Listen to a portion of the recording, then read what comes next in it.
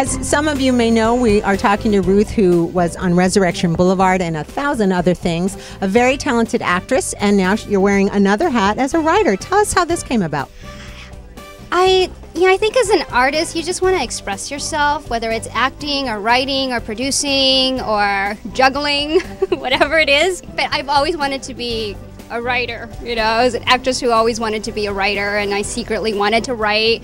And I remember, like, 15 years ago, a writer friend of mine said, you have to go out and live. Get some experience before you can be a good writer. So I moved to LA to be an actress, and I figured in the meantime I'll get some experience, get some life experience, and have something to write about and talk about, and I think I'm finding it. Well, as my career has furthered, and I haven't, I've left in to interview myself, as you can see. So, what was that? No, I feel great. I feel great. Thank you. 10 pounds. I lost 10 pounds. Yes. What am I doing next? I don't know. They're thinking about doing Titanic too. We're just trying to figure out how to work the boat up and Latinos in England, but I'm sure it's going to be great. Yes, Bimbots, that's right. I will be playing an amazing, award-winning, stellar role. Don't tell anyone. Pat O'Brien has been after this story forever. I'll be playing a character named Dirty Sanchez. Another role that Mother will be very proud of. So that's what I'm going to be doing next. I know it's going to be stellar. Great. Thanks for having me on. You look so good. Thanks for taking the time on interviewing me. Oh my God, I'm so sorry. And this always happens. They didn't tell me you were ready. Marabina, I was born ready. As most of you know, this is Martin Morales. Hola, by the way, ¿Cómo estás? it's wonderful to see Martin. You know, you've played my husband several times. I've done you a couple times, yes. We've been husband and wife. That's how we first met. And three times I think we played husband and wife. How did Ruth drag you into this one? How did Ruth drag me into Actually, it was Joe who dragged me into this one and offered me this incredible role of Padre Javier if I did the production design and set design and props and set dressing and part-time catering. Being the actor whore that I am, I said yes. There is a little bit of controversy with Padre Javier, and it's going to be, again, another story for my upcoming book called Ay, mijo. That's my mother saying, another role that you're doing. She's so proud. Well, Martin, we're going to look forward to your book, Ay, mijo. And, of course, we're going to look forward to Father Javier on Ylse. Joe, you know, this show is funny, but it's controversial also. And I just wanted to ask you as a director, tell me a little bit about how you have been approaching these episodes.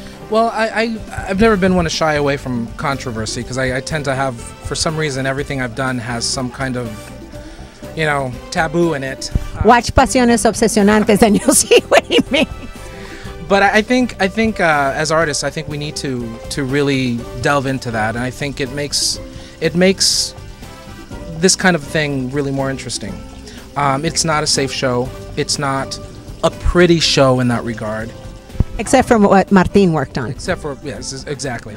No, but what I mean is that it's not one of those shows where we're just riding the fine line. We go over the line, and we talk about very topical issues that are on the minds of people in this country and the world, and whether they're Latinos or not. Whether they're Latinos or not, whether they're bicultural or not. So you're really acting as a mama's boy. You're not really a mama's boy, right? God, no, please. Mira, ahí te está hablando tu madre. Venga para acá usted. Oh, there she comes. I'll say goodbye now. Okay, Jonathan, I'm gone here. I'm gone. Tú sabes que ese Joe, es que no sabía lo que es la comedia, mi hermana. Tú sabes, y yo tuve que. It must be fun to work on a project where, the writing is basically telling it the way it is. I mean, yes. There are a lot of cultures represented in Ylse, not, the Latin culture is cut into several different areas. But yeah, we have our political extremities as well. We do extremes. Have our political extremes, and from one culture to the next, we are so totally different. Puerto Ricans and Cubans, we seem alike, but we're not. We have two different sets of political circumstances and backdrops to our existence that affect our daily life and how we think and how we feel about everything. And so all of the other countries in Latin America, which is one of the problems that I think that we're faced mostly in the United States. The fact that they think that we should be like a community, you know. Right.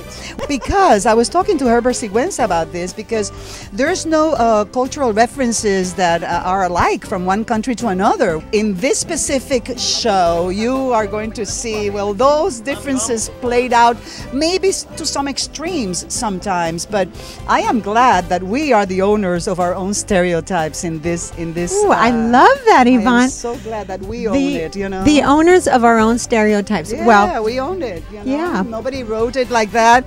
We came up with our own because we know people like this, you know, whatever we're representing there. And so it's not like, si señora, no señora, humble only, you know, but flaunting and being aggressive and being racist and being politically incorrect and all those things that were never shown of. right. Well, if you're Latinos, you know that all this exists, and don't miss out on Ylse. And thank you, Ivonne, for talking to us. Gracias, it's my pleasure. And Saludos a Puerto Rico con todo mi corazón. Sí, yo también mando un beso. Chao. Adiós.